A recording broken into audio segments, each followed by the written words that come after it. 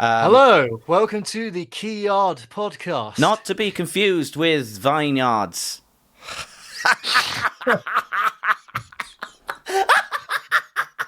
Oh, it's just serious. What? Okay. Wow, that was that was worse than mine. At least no one heard mine last week when we did it. I lack self-awareness. Yeah. Okay. Right. So episode 3 we're on now. I can't believe we've made it that far. Let's be honest. Yeah. I mean, it's. I thought we would have just crashed and burned straight away. I mean, we already have. We're just picking up the pieces, but that's why we get the sponsors rolling in, just to make sure that we got enough fundings for just a screen with 2 webcams on it. And we're proud to say that this episode is sponsored by the Carling glass that I nicked from my local pub down the street. So I thank them highly for that. I don't know why they haven't found me yet. You don't have a tagline or anything for that? No. I don't know. Be cool to yourself. Carling, probably the best ninja in the world. Carling. Oh yeah, Carlsberg. Carling.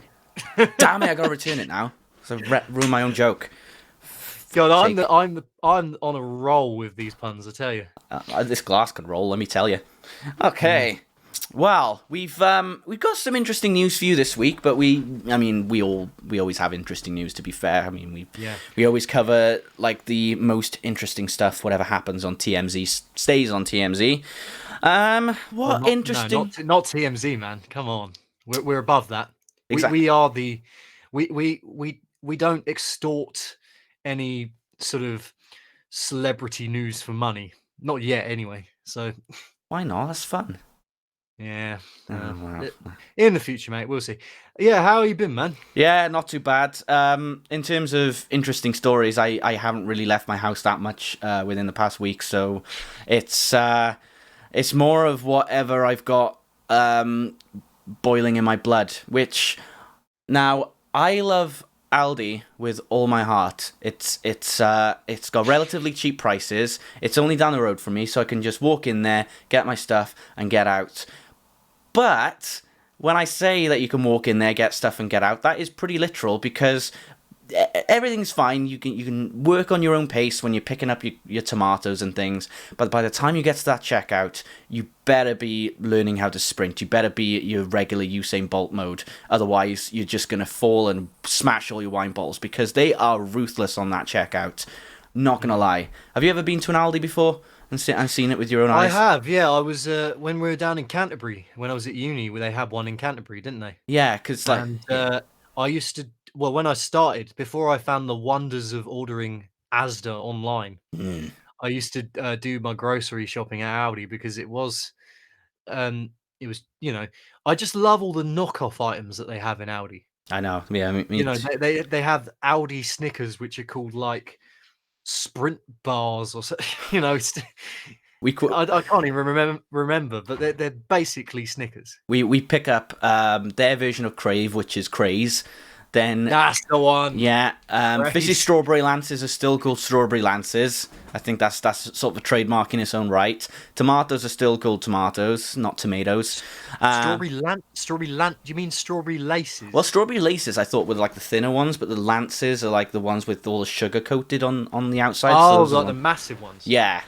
Yeah. Okay. Yeah. But I don't know. I suppose like there's no you go to a Sainsbury's or Tesco, they'll either give you a frown whilst they're checking out your items and judging the condoms you've just bought, or they're simply just giving you some small talk and just casually checking stuff out, because you've got the self checkout on the other side anyway. With Aldi, like I said, it is a race against time, because I remember the other day I was packing stuff up, and I think I left something while someone else was checking something out. It was like a wine bottle or something like that, and as I turned around, I slightly twisted my knee, and I'm gonna sue Aldi for that one, I swear to God, because as if my body isn't broken enough, like my leg last year.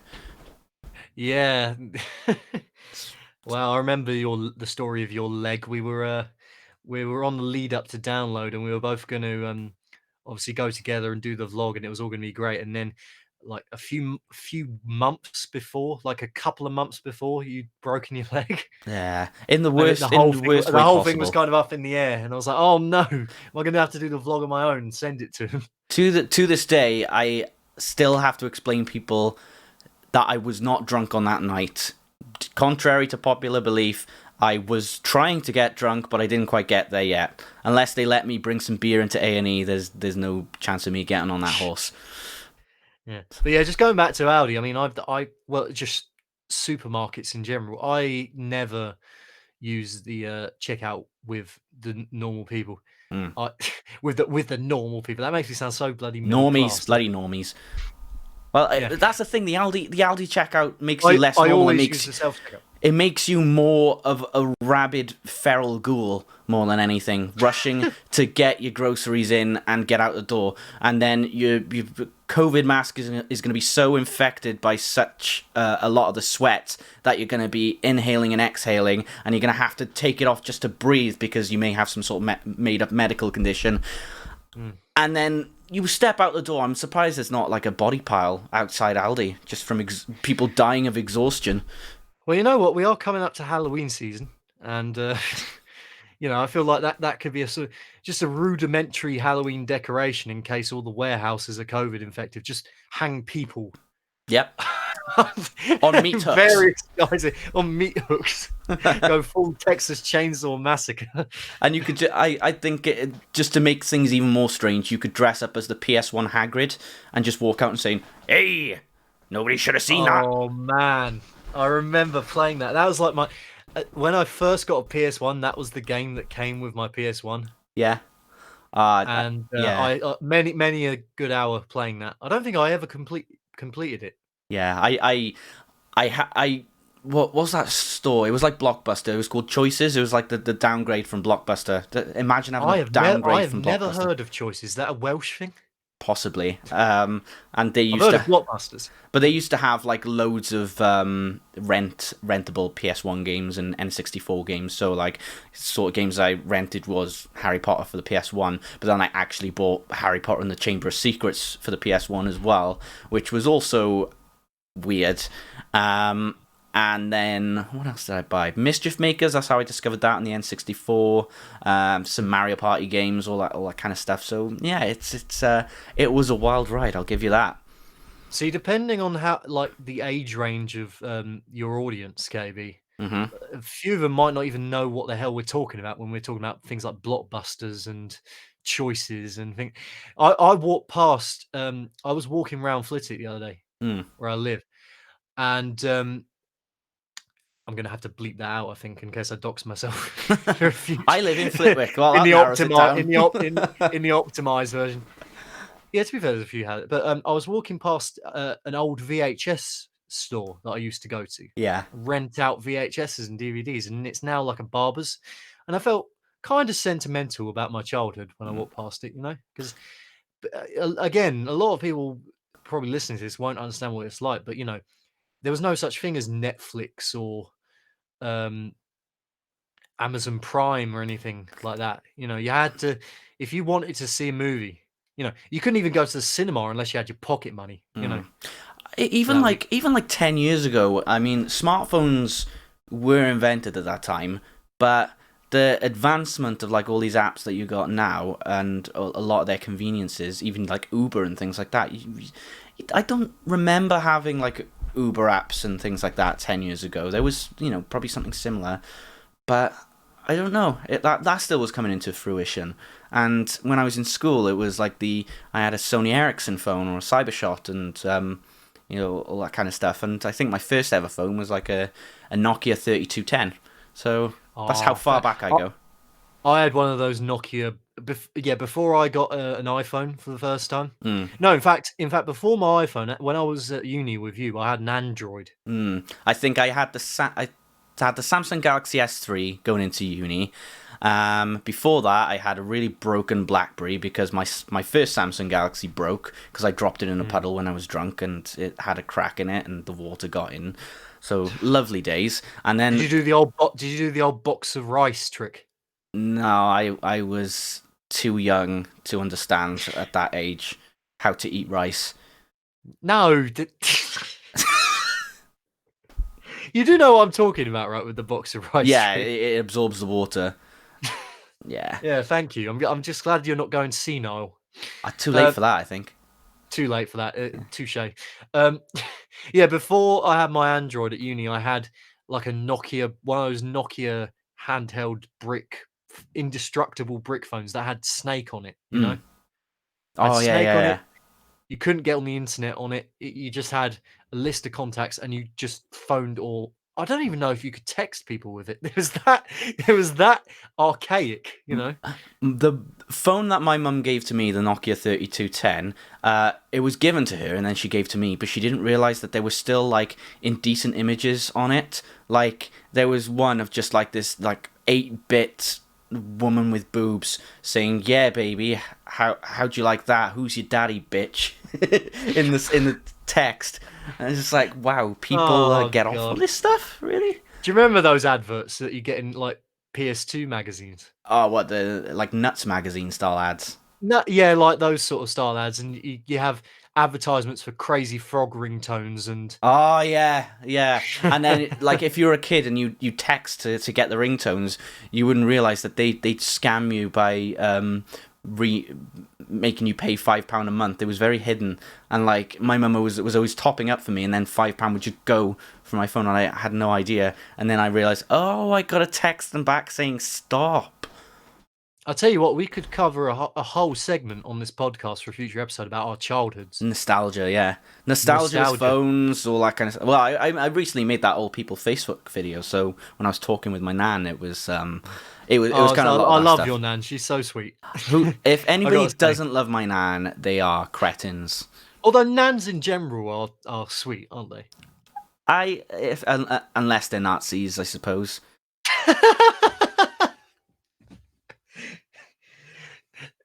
Wow. Anyway, moving on, because moving on. We're gonna keep it light. Come on. Okay. Content, light-hearted content. Right, my interesting story is it's not really that interesting. It's just a YouTube. Don't be modest. Come on. It's just a YouTube comment that I saw, which made me laugh out loud. Yeah. And I was watching the highlights back of the Man City Lyon game. Oh, that travesty. On BT Sport. And do you know the commentators on BT Sport? What's his name? Derek? Not Derek Ray. What's the other one?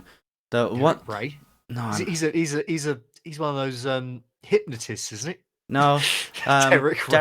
Hello, my name's Derek, and this is Lee Dixon, all that kind of stuff. You know, on FIFA. No. The two commentators. What's his name?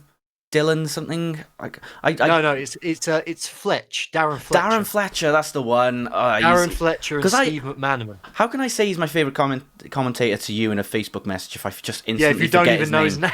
For God's sake.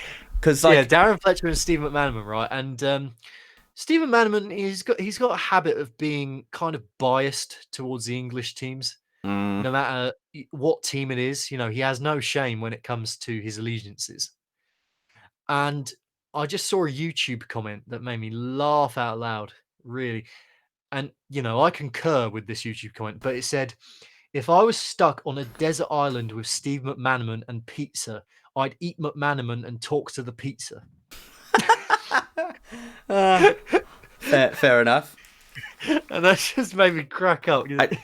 I talked to the pizza after removing the pineapple off it. Yeah. Oh, let's not get into. I mean, I don't even like pizza. I've got to say, like, it's one of my weird sort of.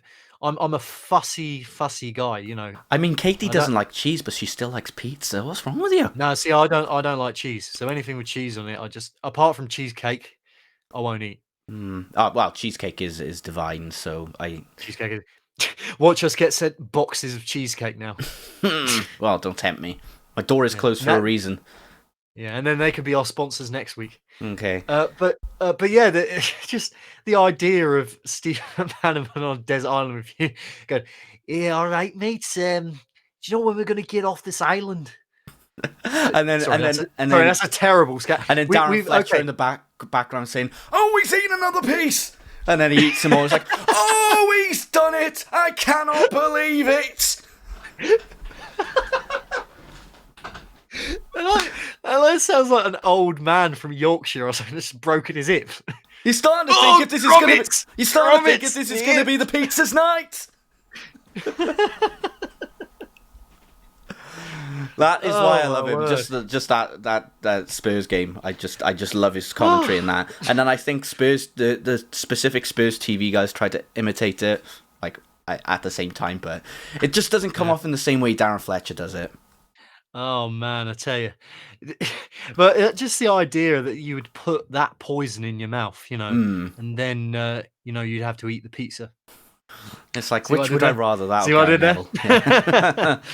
But anyway, shall we segue nicely into the football news? Yes, of course. I am totally fine with that. So we can start with. I mean, we've been talking about Messi a hell of a lot. There's been a few breaking news. There's you know what social media is like when it comes to football and other sports. There's always the speculation of if a player says something, every pundit in the world is going to make any sort of story about them to kind of like twist things or whatsoever. So, the biggest speculation was Messi going to Man City because Man City would be like the only Premiership team to be able to afford his wages, plus reuniting with Pep, and that it's been shown now within the Sky Sports breaking news that Messi has now chosen to in fact stay at Barcelona. So what would we think about that, Rob? What was the whole reason of like saying he wants to leave Barcelona and then instantly saying, "Oh, I'm not staying"? Is there something at play here? Is it some sort of power play? What do we think? Well, you know what? I did say a few weeks ago, I told you it was an empty threat, and I'm glad that I've been proved right, Yeah. He is an institution of Barcelona, and in my eyes, he determines the ingoings and outgoings of that club. I love. He's a lot more powerful than people give him credit for, because he predated pretty much most of the backroom staff, definitely the manager who's just come in, Koeman. He's predated a lot of his teammates. He is Barcelona. No matter what his father, how much his father was trying to big up how dramatized the situation is, and he really, really wants to go to the Premier League. So he is saying, I've got the article open. He's saying, "I'm now staying because the president told me that the only way I could leave was by paying the 700 million release clause, which is impossible." There's a bit of So a I guess locker he is there. kind of. I guess he is kind of staying under duress, but at the same time, I think he still has a love for that club. Oh yeah, of course. I think it's hard to be part of a club and just see it decline for years and years, because that's essentially what Barcelona has resulted to. They, you saw it last year, against Liverpool, and now you've seen it against Bayern Munich. I don't know the background of what's going on during training or what the politics at play are, but it seems to me like Koeman wants to revitalize the club, but in an arguably disagreeable way to a lot of people. But you see a lot of the players that have been blamed for a lot of Barcelona's recent defeats. A lot of it is down to defenders like Jordi Alba. That's been a name that's cropped up. Because some players like Ter Stegen, they get praised a lot, and you obviously Messi being the best player in the world, you can't. Well, arguably the best player in the world next to Ronaldo. It's hard to fault him for anything, and that's Suarez.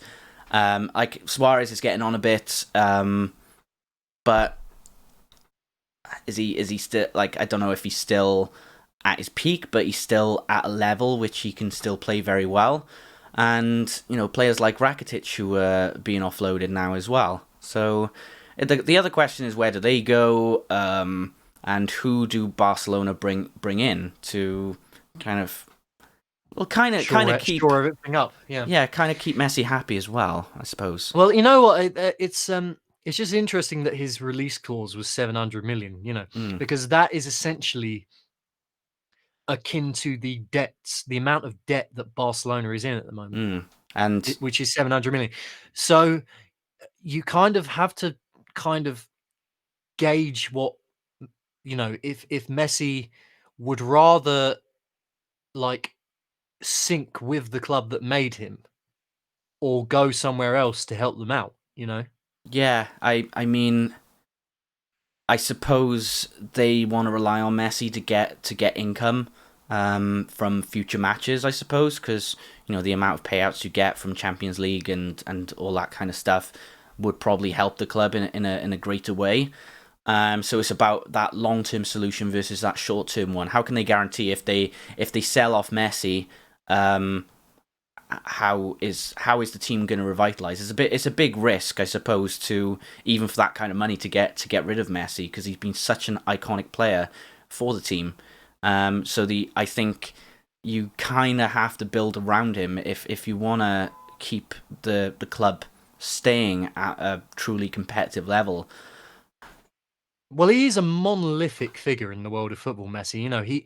He will always sell shirts. He will always if he advertises a product, that product will always sell, and it's tens of thousands of millions.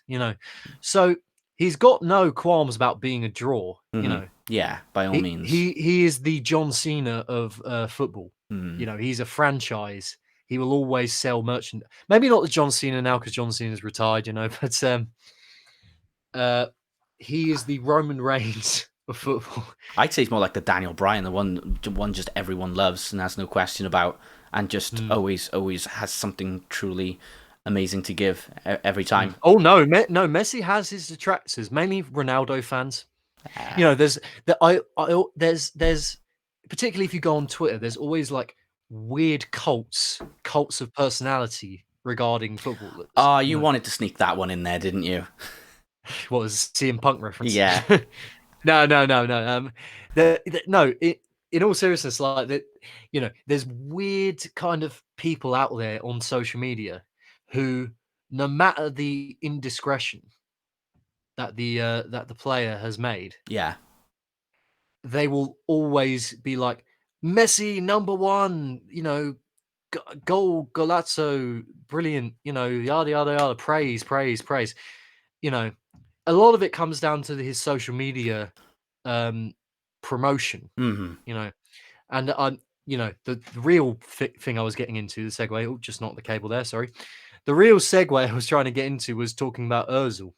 Okay. And how Ozil just, he for as many detractors as he has, and they are in their tens of thousands, me included, who just do not want him at Arsenal, you'll always get these weird kind of Ozil cult members who are kind of like, hey, yeah, but look at all his assists he made in 2014. I'm like, that's yeah, that was 6 years ago. 2014. I mean, you always get contrarians, don't you? That's the weird thing. Like you have it at Tottenham now with Serge Aurier, because he's been such a liability for the club for the last year, and I think that the big problem with that is he's supposed to be an attacking right back, but then one of the problems I've seen from him is he'll get right up the pitch and then he'll just pass back. Tottenham have been very notorious last season for passing back a lot, and it's one of the reasons why Harry Kane has shown in his figures that he's gone from being 75% forward to being 60% forward and then 60% in the midfield, because he's got to cover that ball, because not enough players are getting up the pitch ready for that. But then when it comes, he's missed a lot of tackles as well. So trying to offload that player, from what I've heard, the biggest contender for buying him is AC Milan, but there's a valuation of 20 million, and AC have only bidded 15 million, which Tottenham have not accepted. I personally think that they're doing that thing because the transfer window is going on for ages. I think they are kind of waiting out until AC Milan go, okay, fine, we'll offer you more, because that's just the kind of character Daniel Levy is. In that sort of sense, he's a tight bastard, but when he's at the reins of a deal, he gets it done. I did actually see Daniel Levy. I'm convinced I saw Daniel Levy walking down a street in Soho near where I work. Yeah, it's weird. And he there's a very vampiric quality about him. He's kind of Nosferatu looking.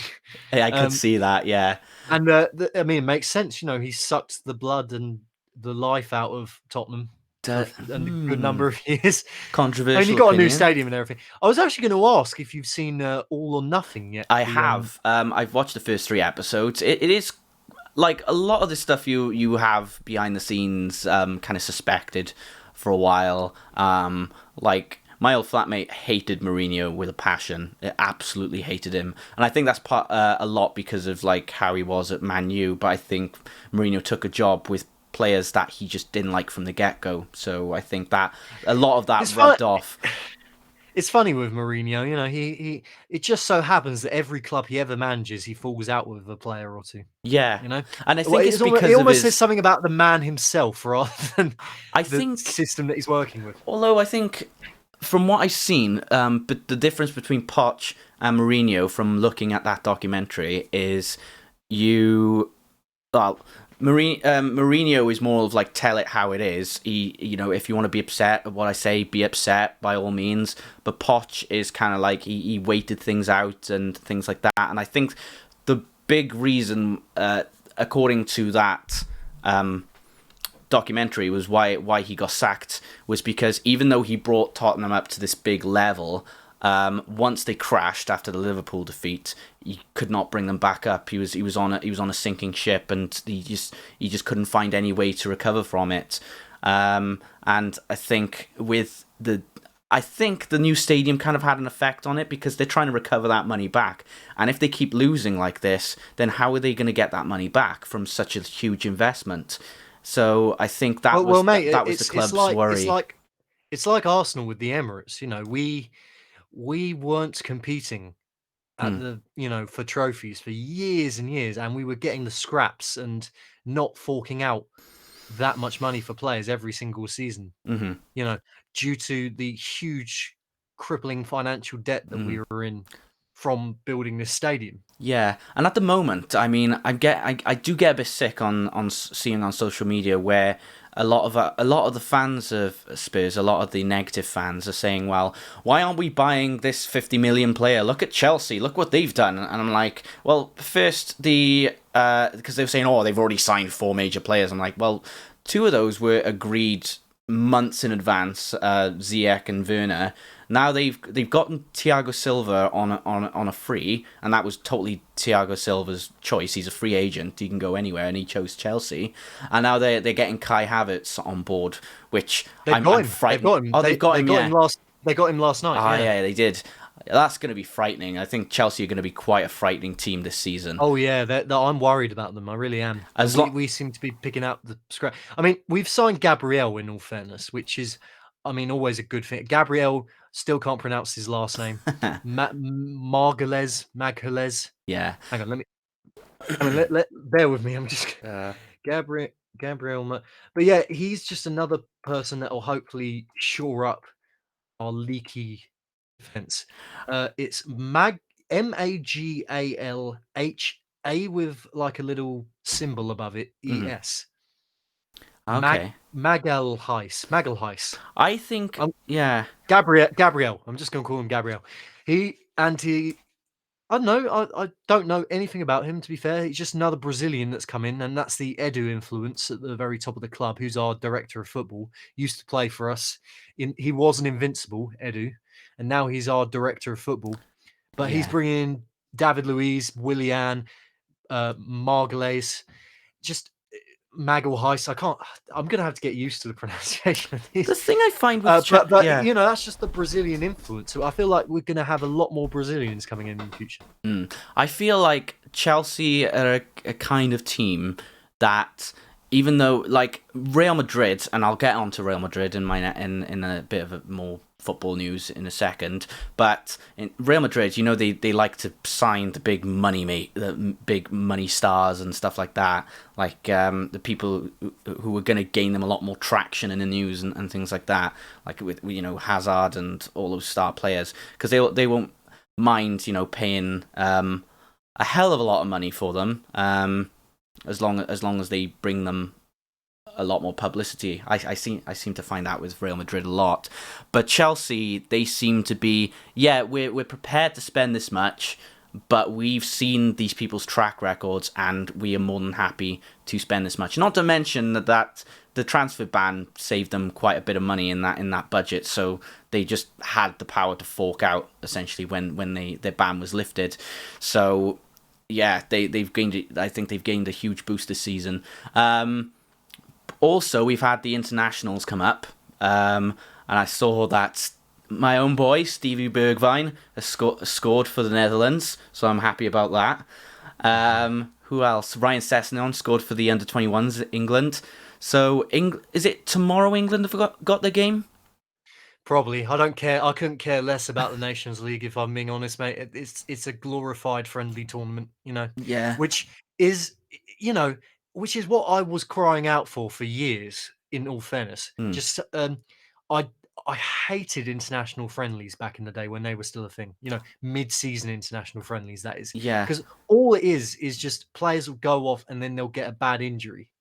And in a nothing game. Yeah, I know what you mean. So I guess hats off to them for making it slightly competitive, but no, it's not a draw. The Nations League, no one cares. Okay.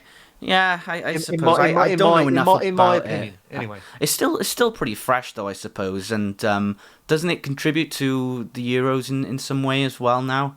I think because it's formed in 2018, didn't it? This. I don't know whether the top teams in the Nations League get top seeding, or I don't know how it works, to be honest. But yeah, so do you want to talk about the Real Madrid news then? Yeah, so there was recently an interview on Sky Sports regarding a close friend of mine spiritually, Gareth Bale, being Welsh and all. I've followed Bale for so long, he started at Southampton, moved to Tottenham, and then I think, was it 80 million he got sold for Real Madrid? It was around that mark, wasn't it? It was something like that, yeah. But now he's had a large injury track record, but he's still been able to come on and help Real Madrid in a lot of ways since he's been at the club.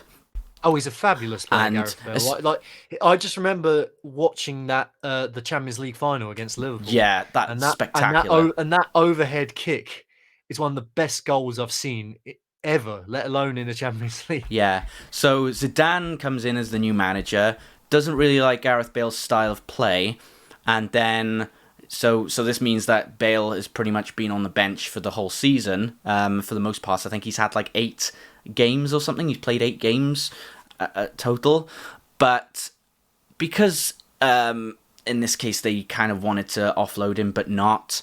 He had a deal agreed with the CSL. I can't remember what team it was, but on the 11th hour they blocked the deal straight away. So this new move that even Bale said he was looking forward to, it was just cut like that. So he stayed at Real Madrid, and now it's this transfer window now where I hear it every season, being a Spurs supporter myself, yes, they're negotiating to bring Bale back to the club, and then his agent will come out and say, no, that's not happening. Bale has even said that's not happening. But this particular interview, it was mainly based off the back of him playing for Wales again as part of the Euros, and basically along the lines of how happy he feels playing for Wales again, how he feels more welcome. That's obviously coming off the back of the whole Wales Golf Madrid controversy, which was a blatant fire back of the fans for criticisms against him. He said a lot of that stuff. He was nothing about golf.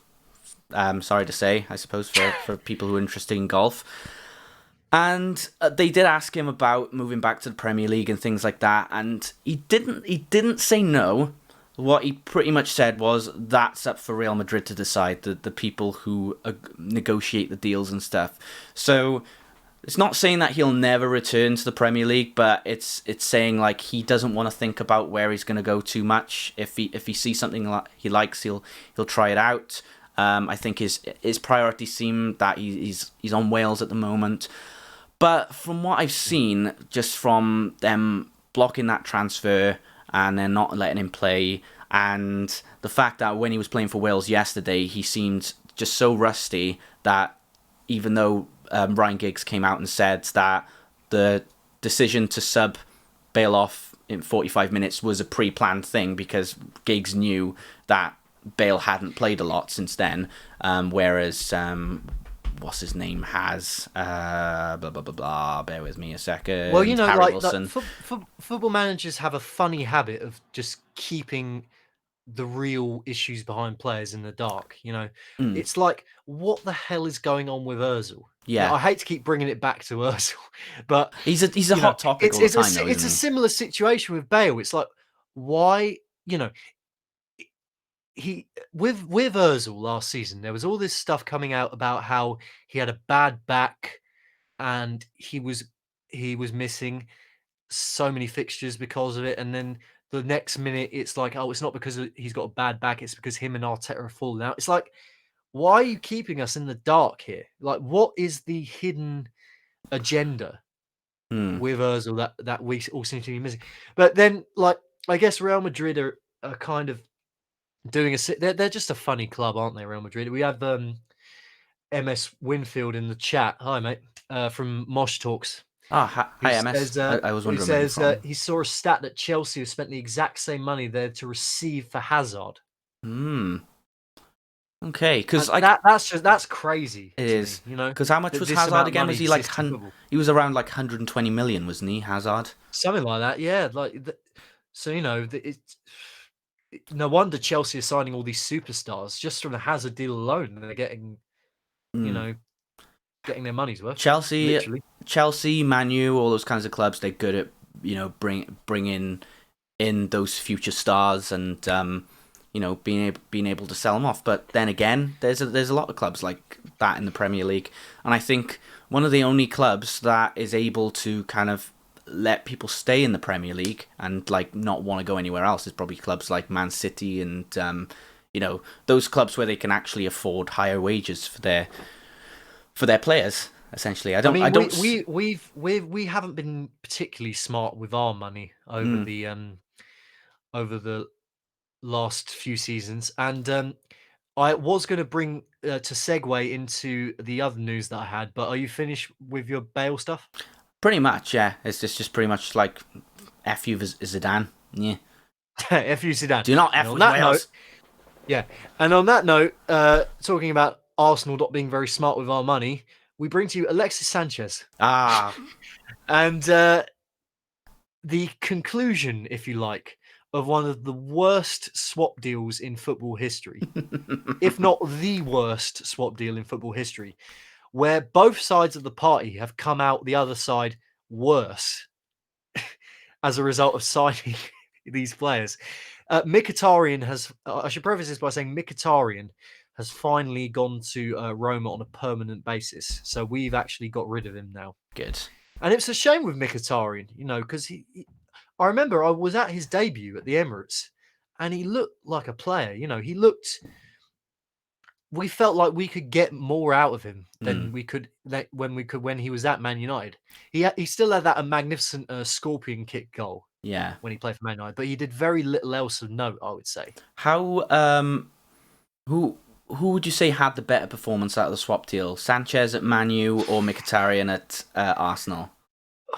I mean, neither came off particularly well. I feel like Sanchez may have won the Europa League with Man United. I could be wrong.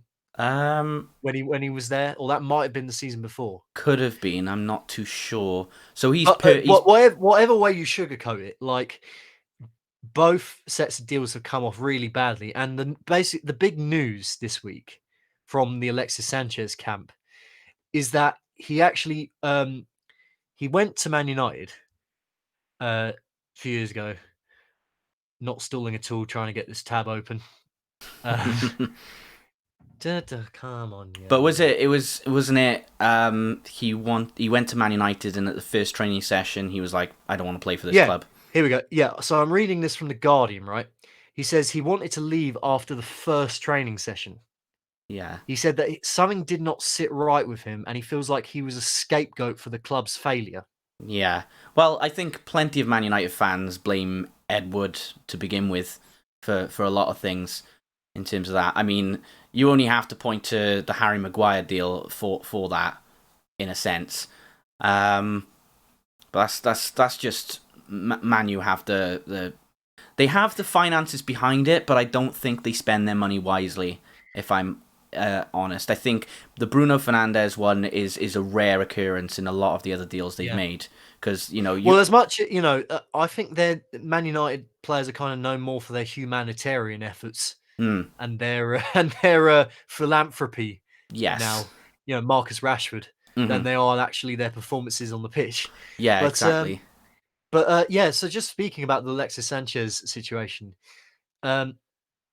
he scored 5 goals in 45 appearances, which is a really bad return, God, yeah. for a player who basically, him and Ozil, when they played for us, they did some serious damage together. That's worse than and Joe arguably, Linton. you could feel like that was the last time Ozil was worth his salt, was when he was playing with Alexis Sanchez.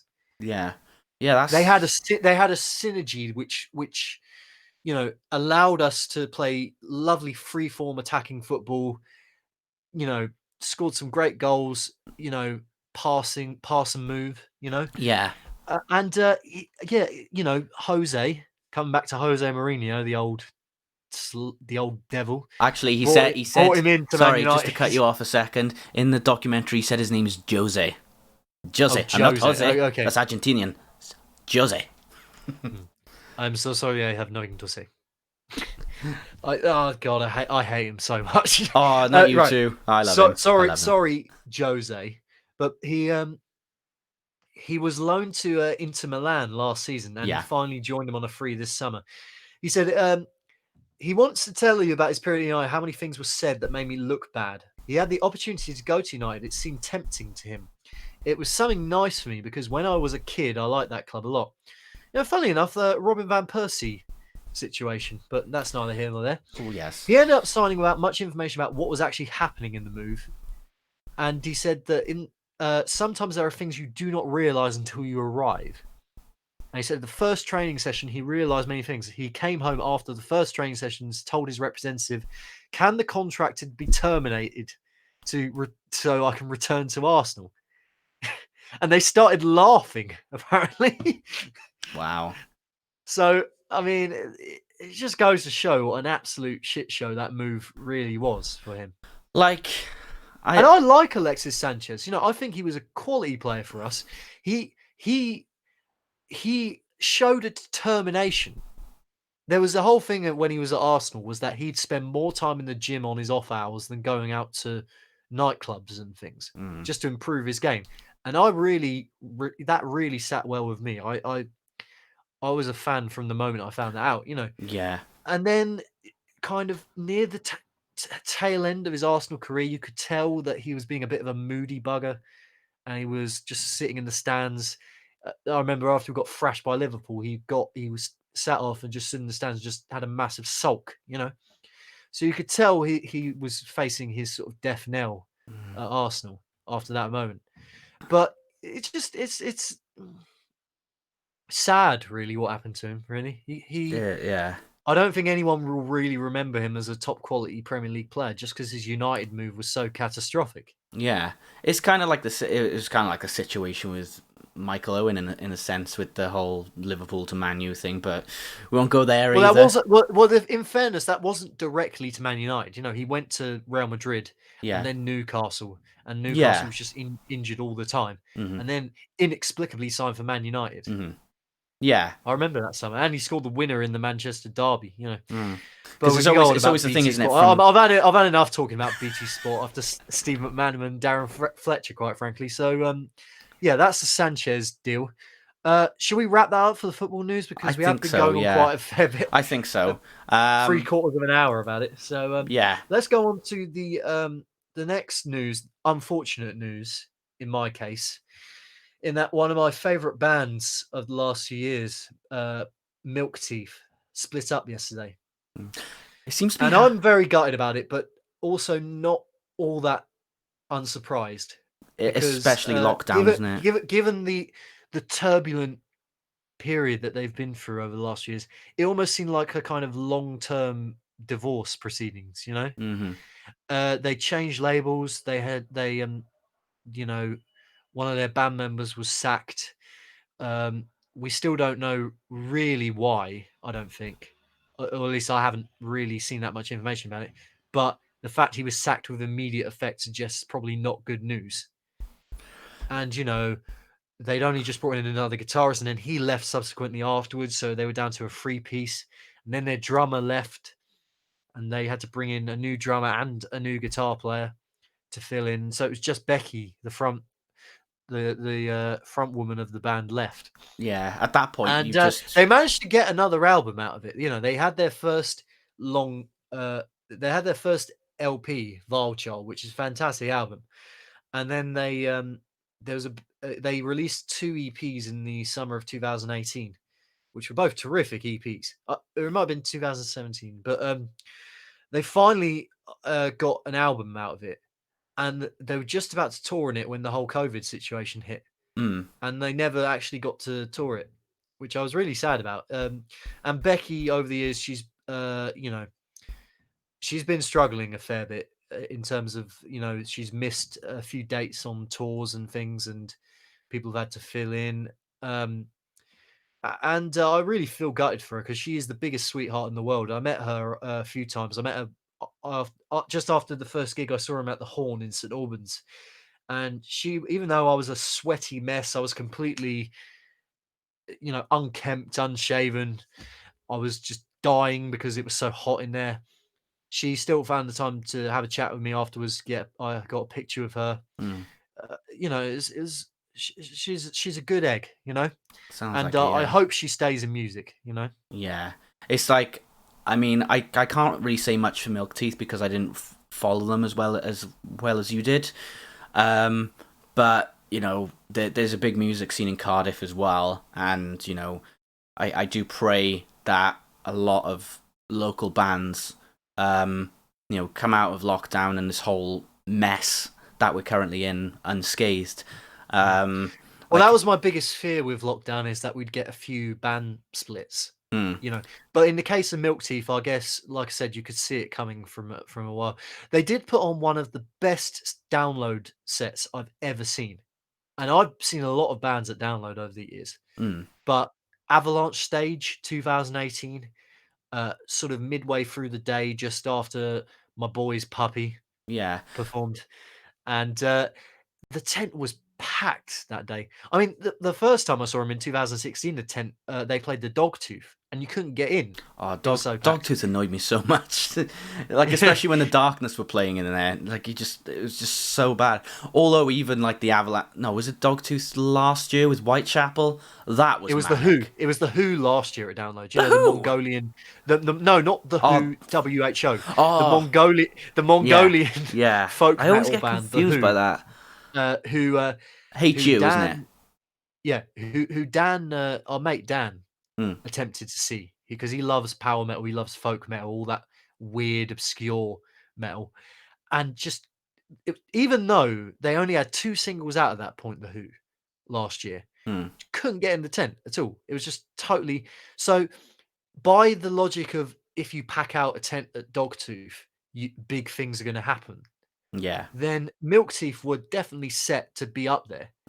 And I remember That's Not Metal promoted a tour with them and Creeper and Puppy all together, and it felt like big things were happening for them. And then, just post download, the whole incident with their guitar player happened. It's almost as if the momentum kind of just stopped them dead in their tracks, which I was really sad about.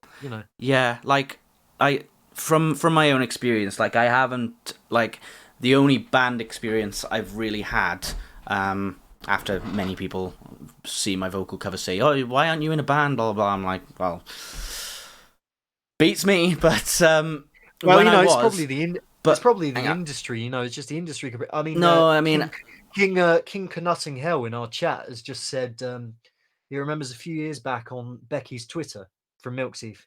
She says about having to work a cleaning job and this whilst being in Milk Teeth. okay. And it's like with talent like hers, the industry can be brutal. And I agree with that. Yeah, Yeah. just to make ends meet in this industry, it's not an easy thing at all. Well, I mean, what I was trying.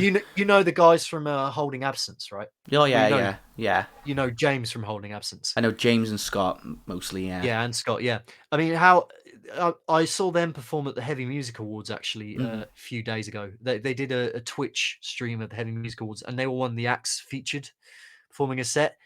And yeah, they're pretty good, aren't they? Holding Absence. Yeah, I think the good thing about Holding Absence is it's not just the stage presence, but they do have some really good connections as well. Like, I won't reveal too much about the band. I'd rather them do that on their own time. But when they're supporting bands like Funeral for a Friend and many different ones,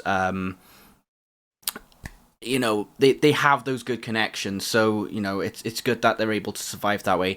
And the one thing I was going to get at before with my experience in the band was that when you all have different lifestyles and you can't meet each other halfway, then that's one of the ways a band is doomed to fail. Because if you've got like band practice on Thursday scheduled and someone says, oh no, my shifts have been rotated this week and stuff like that, it's like, for fuck's sake, real life, it really gets in the way. So like I was there to replace the old vocalist, and it was a bit of a rocky start because nobody really knew when they were free for practice and stuff, and it didn't seem like that sort of environment where there was room for the band to not necessarily not want to progress, but like a sort of, yeah, whatevs, if it works, it works. And there was too many road bumps along the way. Yeah. So, like, but it was mainly the drummer that introduced me to that band, and he's in a band called Glassheart now. I haven't listened to any of their stuff, but I look to do that, and he's a really cool guy. When I've talked to him a few times. I know this guy. I was in a band with this guy, and I'm like, oh, I talked to him a few times. Well, I mean, we get on really well, so it's good. It's good that you two still get on really well. Yeah. Yeah.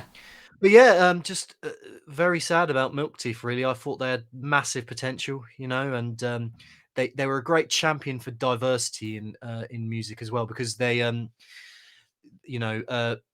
Becky, she's a big advocate of women's rights, and their guitar player, their most recent guitar player, she's from the band Nervous. I don't know if you've heard Nervous.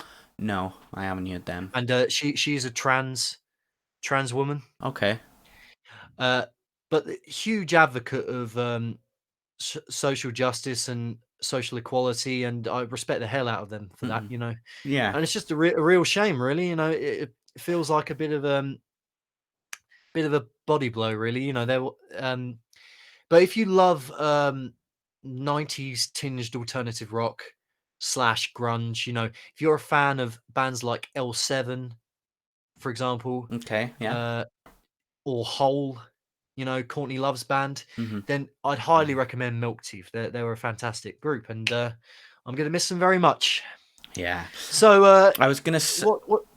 So anyway, sorry, carry on, mate. I was gonna cut that into talking about how other bands like Trivium have survived using their Very Twitch nice. platforms. Cause, Good segue. Yeah. So recently, Trivium did their Deepest Cuts stream set where they played a lot of songs that they don't usually play live. Before that, they did A Light or a Distant Mirror, where they had this nice setup in the House of Blues, and they streamed it really professionally online. But they thought that setup looked amazing. Oh yeah, it looked like a headline act at Download or something, or maybe Bloodstock, one of the two. And it really goes to show that no matter what industry you're in, with any entertainment industry, you've got to find a way to be able to adapt. If there is, not everybody like this, but what I'm trying to say is, Trivium they have that backing, so they're able to do it, but not everybody can, if that makes sense. But at the same time, Matt Hafey is a very smart man. Yeah. You know, he's been doing this Twitch game certainly a lot longer than most bands. You know, so it's almost as if he's preempted this whole situation of streaming gigs from home. Mm-hmm. And he's recently got all the other members of Trivium to join up on Twitch. Yeah, I think it followed by Alex doing loads of drum covers and stuff. Like you can see. Can I just interject when it comes to Alex, because Mosh Talks, this we're a part of Mosh Talks, which is Bees' stream. After one of his last streams, we actually raided Alex Bent from Trivium. All right. And he does drum covers and things on his channel. We got him to play the Venga Boys on drums. Oh, that's wonderful, isn't it? Because we are massive trolls over there. Yeah, but like he engages in the banter, which is good, so he exchanges back and forth. Absolutely. Apparently he enjoyed it. He enjoyed riffing off a bit of Venga Boys. I remember when I called COVID in Cambria, and he was like, behave. So, yeah. Oh dear. But yeah, Trivium played a Deepest Cuts set. They played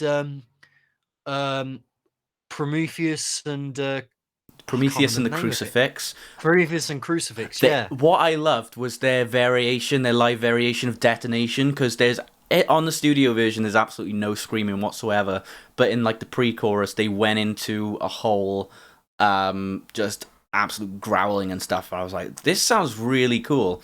Like, I wasn't the biggest fan of the Crusade, but hearing it live, it was they managed to make it sound good. I wasn't either, but just especially hearing some of his covers of those songs on his Twitch, it's made me gain a whole new appreciation for that album. Oh yeah. My favorite is still Ascendancy, I've got to say, followed by In Waves. I think those two for me. I think Shogun obviously is the one that most people gravitate towards, but I don't know, like I prefer my songs kind of a bit more melodic, than some of the ones on Shogun. That's why I really like their latest album, followed by Sin, because those albums for me, they've taken a lot of elements from the previous albums and merged them into those two albums. They started with Sin, and I think onto What the Dead Men Say. It just evolved from there, and that's like I've taken a while to think, oh, what is my favorite Trivium album, and What the Dead Men Say is definitely up there for me. Oh man, it's great. I mean, just the way they've just naturally grown exponentially from being this kind of, I don't even want to use the E word, but like they kind of were a bit seen back in the day. Yeah, especially around the pre-Ascendancy era. Roadrunner United, The End. Have you seen that music video? If you've seen photos of Matt Hafey from that period, he's got, he was very young then, and he's got the full-blown kind of, they were lumped in the same camp as Bullet, really. Yeah. Yeah. Like and I don't know, I feel like whereas Bullet have kind of gone in a whole new direction. You mean Matt's gone in a whole new direction? Yeah. We'll get into Bullet later with the listen to this segment, but they're now a powerful force, and I would say, if they're not headlining Download, I'm going to go out on a limb here. If they're not headlining Download in the next few years, then someone will have messed up. They got it. Well, they got to start with Bloodstock at least first, I suppose. Have they not headlined Bloodstock? No, they have. Yeah, they have. But what I mean is, like, I'd like to see them headline it again. I remember seeing the highlights of Bloodstock on YouTube, and the sound guys messed Corey's mic up, and he was like electrocuting all the time. So he could have died on stage pretty much from that. Nice. Someone's trying to steal a car outside. That's pretty metal. Is that me? I don't know. Oh, I don't know. Oh, whatever. It's Trivium. It's Corey coming for you. Oh God! After saying that, he's gonna drive he's gonna drive 3 stories up just to say, "What the did you say about me on stream?" But yeah, I think Trivium, when What the Dead Men Say came out. Like, I've been looking at the Google Trends, because one YouTuber did that. He was looking at, like, what are the most talked about or the most popular current bands, and Trivium was, like, 4th or 3rd up there in this current climate, which is pretty extraordinary. You know, I just think they've got their finger on the pulse, you know? The most popular at the moment, from what I've seen on Google Trends, is Slipknot. Especially that makes sense. Their recent album, then Metallica, which is like that. Slipknot to surpass Metallica even at a peak. That's like wow. I think Iron Maiden were actually less on the rankings than Trivium, which is strange. That doesn't surprise me. You know, I feel like it's with a lot of music in 2020, there is a lot of new bands kind of spearheading the next wave of heavy metal. Yeah, and maybe Iron Maiden don't really fit into that category anymore. but the problem is that for me, a lot of the new bands that are rising up, you would have seen years and years ago. Machine Head would have been able to afford, selling out the Cardiff CIA, the International Arena, no problem. But now these days they can only play in like the Great Hall, which is like 1,000 capacity compared to, I think CIA is like 5,000. So I think bands have kind of had to downgrade just to split out the cost properly. But then, as you've seen Slipknot, how fast they sold out last year with tickets, and I'm surprised they didn't really open up any new gigs on the back of that, like Funeral for a Friend did. When they did you see that that sellout as well? Funeral for a Friend when I imagine sellout, like, because they broke up, didn't they? I don't know much about Funeral for a Friend, but I know that a couple of years ago they went on their kind of last tour ever. Yeah, it was just like after their whole I think, what was the album called, the one with Into Oblivion, they kind of dipped in popularity. So but then, as soon as they came back, just it was like people remembered the good old days. And I suppose now every band just has to split up now and then come back in a few years just to say, you miss me when I'm gone. Yeah. Are they Welsh? Funeral for a Friend, yeah, they're from Maesteg, which is about 15 minutes from Bridgend. Oh, right, so you've got Bullet that are from Bridgend, and then you've got Funeral, who are from Maesteg, Holding Absence, who are from Cardiff. That band with that singer that I do not want to name under any circumstances was from Pontypridd. We all know what band you're referring to. You know what I'm talking about. Oh, for God's, yeah. They've produced some great, like, even like the like Stereophonics as well. Stereophonics, Feeder. I absolutely love Feeder. Yeah. Honestly, I love them. I really want to see them live. Did you see their recent lockdown remake of what's that song where everybody in the house is like recording themselves on webcam dancing around to the song? Is it That's the one, yeah.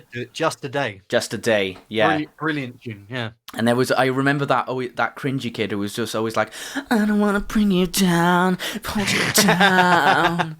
And you're just like, oh my God, get away from my screen. Well, people are enjoying themselves, it's like... I don't care, I'm not enjoying myself. You got to find what pleasures you can, in this world, But just, I guess to wrap it up on Trivium, just the fact they did a Deepest Cuts set is a testament to just how strong their back catalogue is. And the good thing is that, like, on Twitch, even though Matt said in the stream, do not sub to this channel, donate to Trivium's store website and things like that. I mean, if bands were to go down that route as even a contingency, if anything, then there is that option there, and people are more than willing to pay for it just to support their favorite band. So it goes to stand that the next time we have a pandemic like this, I think these sort of independent sort of businesses are going to be a bit more prepared, I suppose, or at least... Well, you'd hope so. Yeah, but the only way you can do that, really, is by practicing with it. So, you got to be proactive with it. Well, anyway, we're gonna move on now. Just on the subject of Twitch and making that sweet dollar through Twitch and other streaming services such as that. We come to one Vincent Kennedy McMahon from the WWE. Do you want to kick us off with this one, KV? That's all the smoke blowing out of my blood because it's boiling so hard at Mr. Vince, Mr. Kennedy. So Mr. Kennedy. We all know this lovable oaf named Vince McMahon. Every year he looks like the butter that you refused to chuck in the bin, and now it's melted because your electric went off because you forgot to pay your bill. So I can understand some of the decisions he's made, like because of the whole Chris Benoit situation. He introduced a wellness policy to because as well as because of the steroid scandals and things like that. Well, now hang on, wasn't the wellness policy? Oh no! Wait! Sorry, I got that mixed up. Now we're live, pal. No. It was concussions. It was related to, wasn't it? The Chris Benoit thing. Yeah. Sorry, my bad. I was going to say the wellness policy was in effect well before the Benoit tragedy. I think that was mainly linked to like people like Eddie Guerrero and those kinds of people and steroid scandals as well. But in terms of Chris Benoit, you had the concussions that were banning chair shots to the head and all that kind of stuff, and because of the PG era banning blading. Except in rare circumstances, which is kind of hypocritical in some ways, but whatever.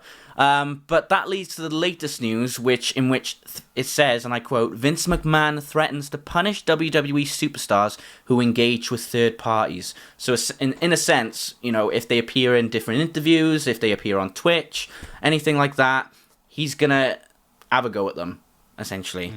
And it just boggles my mind because it's like been the norm for ages. And I remember a time where they would plug their Twitter handle on Live Raw and things like that, and now suddenly it's this big deal. But basically, it says the third parties mentioned here are presumably platforms such as Twitch and Cameo.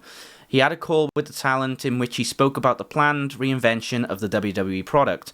The boss also told the talent that WWE is the owner of the real names of the superstars and not just the names of their characters. I don't know where I'm not heard anything about that whatsoever, about their real names being owned, but I digress. Vince McMahon sent a follow-up letter after the call. In the letter, he stated that the talent had no option but to promote and protect the brand in every conceivable way. This isn't really protecting it. This is self-destruction, but I digress again. It's just... surely this can't be a legal thing to stop one of your because they're independent contractors, wrestlers, aren't they? Yeah. So they don't have a union or anything. They're not they're not really WWE's property. Yeah. So they can just go out. If it's for recreational use, these Twitch things, which they are. Like weed, then surely that's a good, if anything, it's a good thing because it's, they're still going to be I mean, with the exception of Twitchers like Miro, who was Rusev, right? Who's now and he's saying, don't call me. One of his rules on his Twitch, I'm actually following him on Twitch. One of his rules is don't call me Rusev. Because I think he kind of wants to leave that part of his thing behind. But when they're superstars that are already a part of your company, then surely that will do nothing but just promote. He should see it as a good thing. Yeah. So it basically says the superstars were given 30 days to terminate all activities with third parties, and the failure to do so could result in possible fines, suspensions, or the termination of contract. So, that is just laughable, isn't it? It really is. Look at AEW unraveling and all that, rolling and all that new dough. If you really break it, if you really deconstruct this whole thing, these superstars, with the exception, they don't always. They're not always in a card on a SmackDown, be it a SmackDown or a Raw or a pay-per-view. So they have to kind of make ends meet in some way. And I just, Yeah. and as much as the average kid in America will probably buy 100 AJ Styles pieces of merch. They still need to sort of supplement their income in another. There's nothing wrong with it. It's like taking two jobs. It's like what WWE don't own these people. Yeah, going back to the whole what you said earlier, WWE talent, however, are independent contractors, and at this moment, the legal aspects of Vince McMahon's latest edict are unknown. So, like, if there's no legal standing on Vince's words, then if he terminates someone on these grounds, couldn't it count under wrongful termination? Misconduct, anything like that? Probably, yeah. The whole legalities of it is just it's in a bit of a mess. He probably doesn't even know what Twitch is. He probably thinks it's some sort of he probably thinks it's Harry Redknapp's personal website or something. Yeah, I mean, is it really? Sorry, that was really cruel. Sorry. But the thing is, it's like, what is his thought process behind this? Is he thinking like people are just gonna talk shit about the WWE on Twitch or something? But there's already a safety net in regards to that.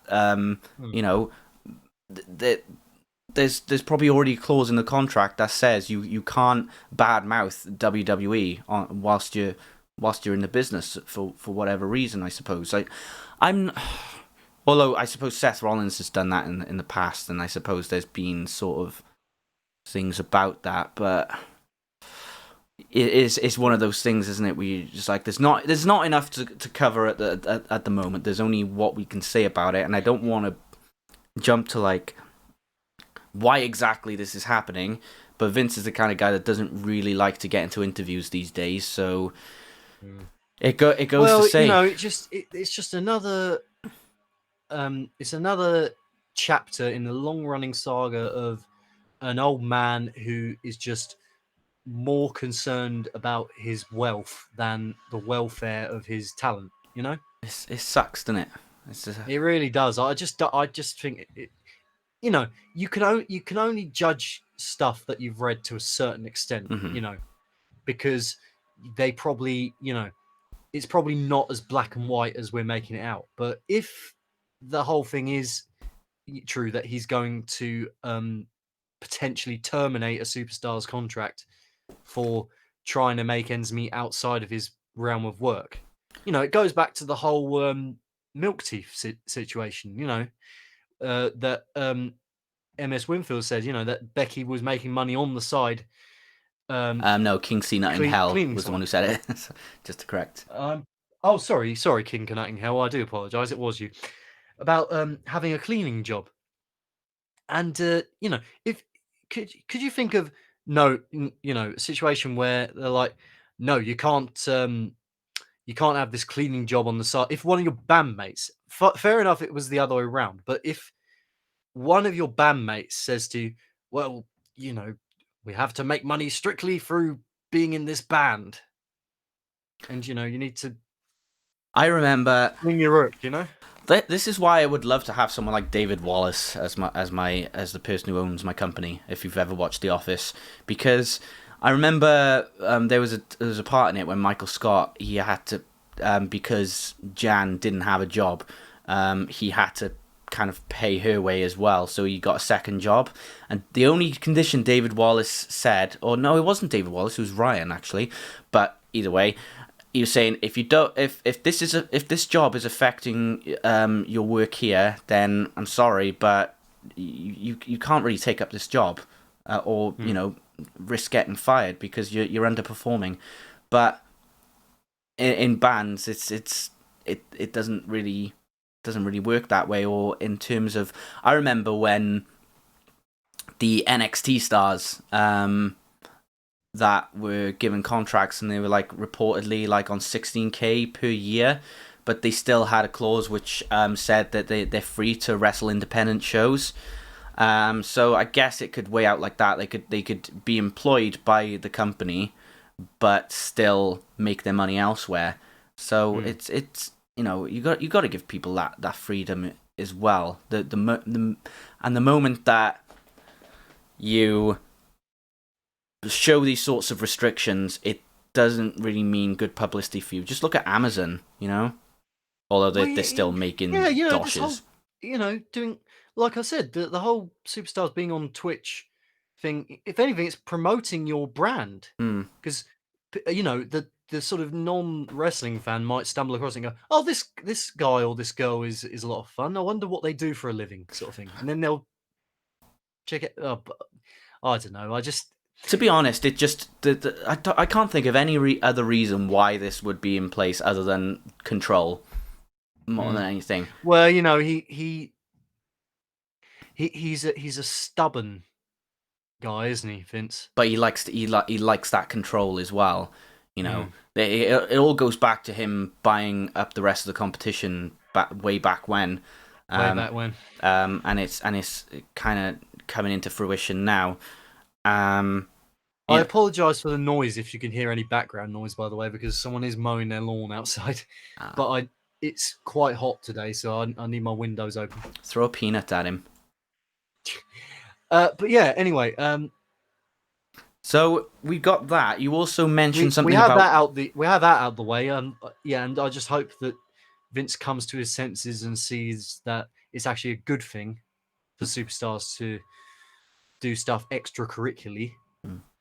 But just swiftly onto more wrestling news, and that which actually ties quite nicely into our podcast last week, because the band that I introduced you last week during the Listen to This segment, Wargasm, do you remember them? I do indeed. Yes. They have now been confirmed to be soundtracking the return of NXT UK. So they're going to relaunch the NXT UK brand, and it's going to be soundtracked by fast-rising UK metalers Wargasm. The new look show, featuring the very best of the UK wrestling scene, will broadcast from a new specially built complex at the BT Studios in East London, and will feature Wargasm's riotous track "God of War" as its official theme. I like that name. Now, being a gamer myself. Now I'm not sure if that's actually out yet. Well, I'll have to check around Spotify, but the stuff I've heard from Wargasm so far is just perfect for this brand. And Triple H has always been a big metal guy.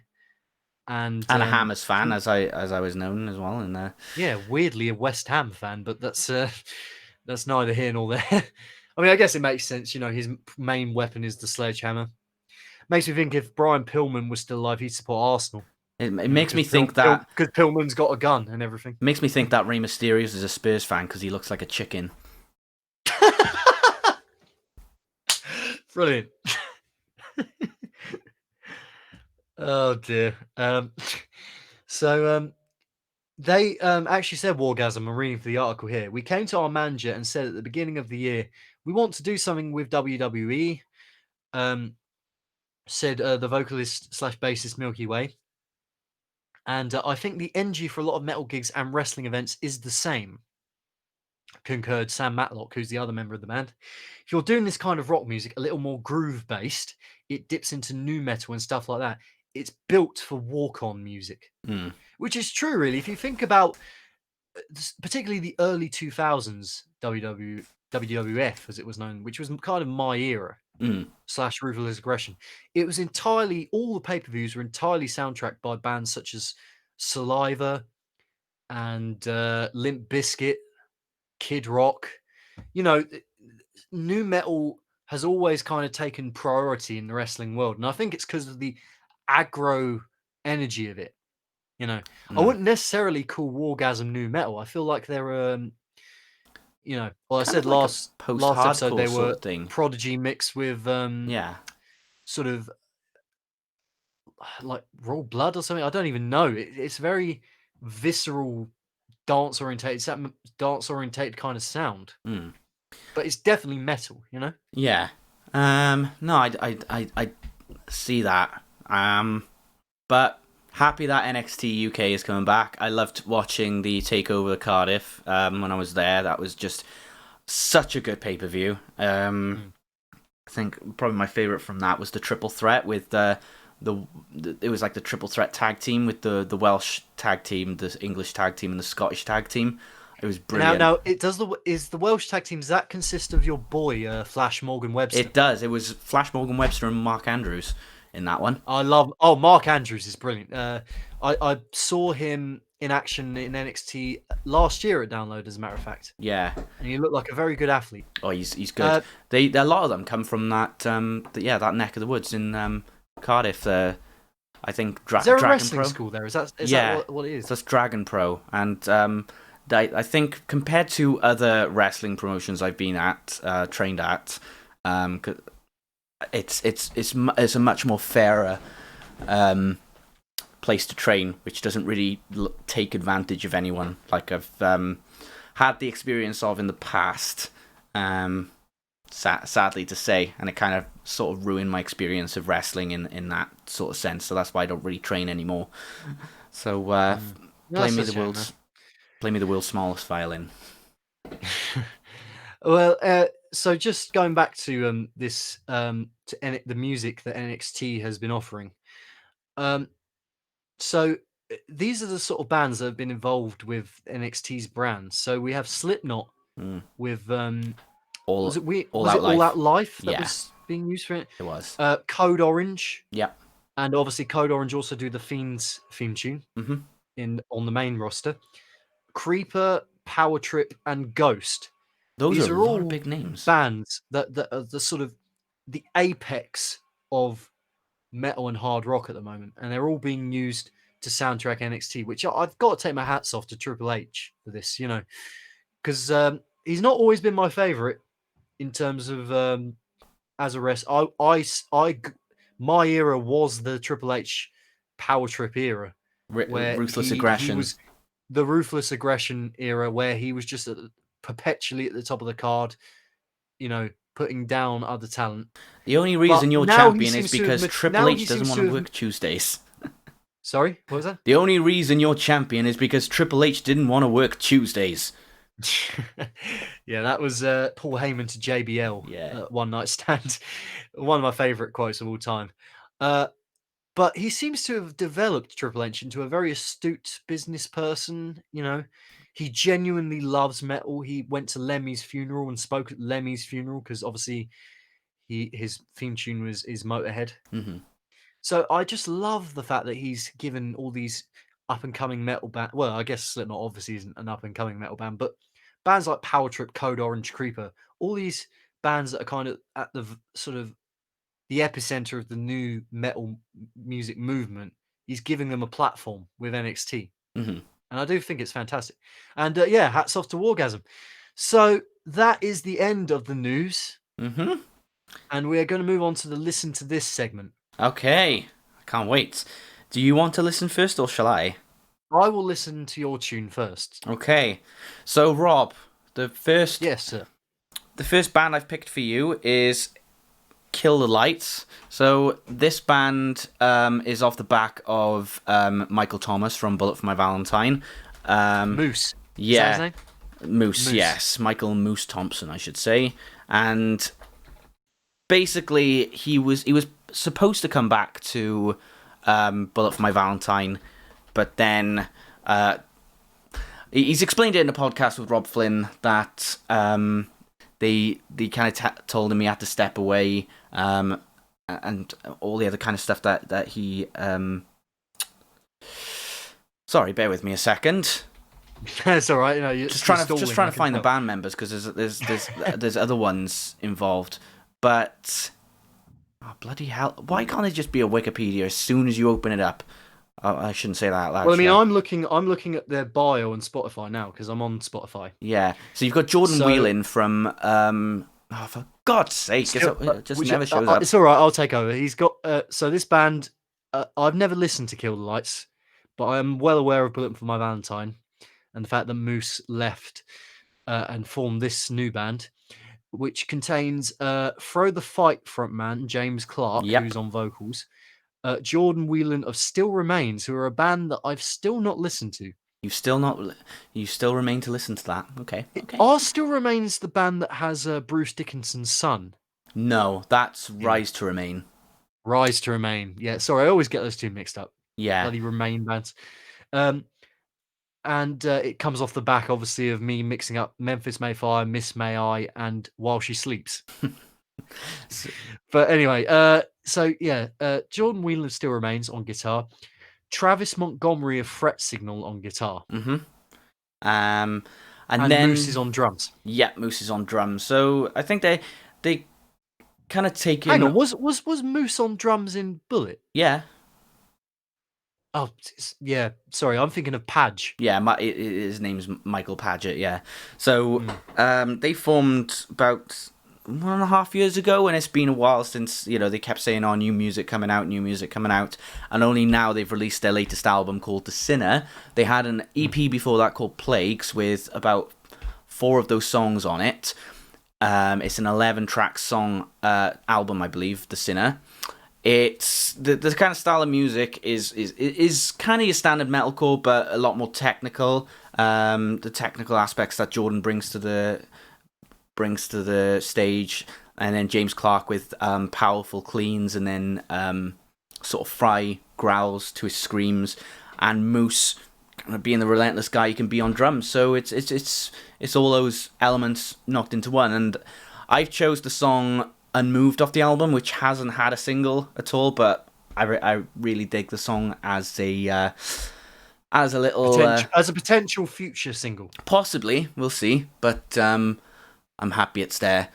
And Rob, if you would like to take it away. Yeah, so this is Unmoved by Kill the Lights. And I've not heard Kill the Lights yet, so I'm quite excited. So let's do this.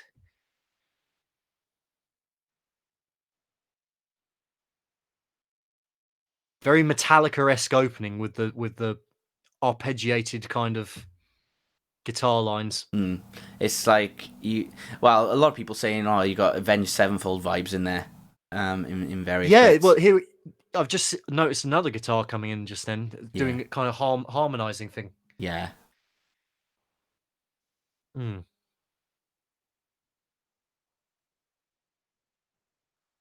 So here we go. Is this going to drop? Yeah, I love the slow build-ups and then the sort of anthemic feel. Yeah. Nice. I do like a good hey. Hey. Nah, if you love Bullet, you'll love the whoa. Yeah. Whoa, whoa, whoa. Mysterious girl, I want to get close to you. Oh, nice. Nice Gojira pinch harmonic there. Yeah, they use just a mixture of everything. I mean, yeah, obviously, it goes without saying, but I'm getting huge Bullet vibes from this guitar chuggy thing already. Yeah, and it's funny because none of the members except Moose, who's the drummer, are from Bullet. Yeah. Well, I know Fret Signal are a metalcore band in that sort of vein. I've never listened to them either, but I feel like they're similar. Well, they are pretty much, all of these bands are pretty much metalcore. Throw the Fight, Still Remains, and Threat Signal. A lot of cleans in this so far. I quite like it. I don't know who they get to play bass. They must have someone backstage or something, or they must add it themselves, and then because I'm trying to think who this reminds me of. You know what? The guy's voice, it sounds like a Tim McIlrath from Rise Against. Oh yeah. I don't know if you can find that. I kind of. I can see what you mean, but I'm not really in the sort of style, I guess, not like the tone or the. Well, yeah, he's kind of got that bellowy. It's got that kind of bellowy sort of vibe to him. Yeah. What disappointed me though was bellowy kind of angsty sort of voice. Yeah. What kind of disappointed me though, I think they did like a live stream of this on the record label's YouTube channel, but normally bands play tuned down like half a step. They played down 2 full steps. Oh right, And I was yeah. like, Well, that's what happened to Bullet, didn't it? always a They they one they step. they had to tune down to accommodate for Matt's voice. I don't know. I think it was. I don't know really, because they still played their older songs in drop C, but they obviously Gravity is drop B primarily. Well, they played the songs from Gravity in their correct tuning, but I do seem to recall they played Scream Aim Fire like a whole step lower than it usually is Yeah, that I remember when that. we saw them. Yeah, Hmm. Very nice, very nice soloing going on here. Yeah, there's not much really I can offer to this. Really, a solid kind of heavy metal slash metalcore song. But I mean, if you love Bullet for My Valentine, you'll definitely love this. It's got that. It's giving off that sort of vibe. yeah, and I think it accompanies powerful vocals in it as well. I think Matt kind of lacked that in some ways. On the Poison, it was different. Well, he can't really do it anymore, Matt, can he? Because he had that all his vocal troubles. Wow, I don't know. And See, because it was just the bass player of Bullet. I can't remember his name. He does all the screams now, doesn't he? Yeah. Well, from what my sister had a tonsillectomy as well, like Matt did, and she said that a lot of singing teachers would say that it would be better if everybody had their tonsils out for singing because there's much more of an airway. So in sense, it's having your tonsils out actually improves your singing. Improves your singing because you've got more of an airway to come out. That's it. Really interesting. But anyway, that was Kill the Lights and Unmoved. Mm-hmm. Yeah, that was all right. You said it was metalcore. It was mainly clean singing on that one. Yeah, I feel like there was just a big growl at the end. Yeah, I think I love the instrumentals mostly out of that song, but that yeah, solid. I'll probably check the rest of this album out.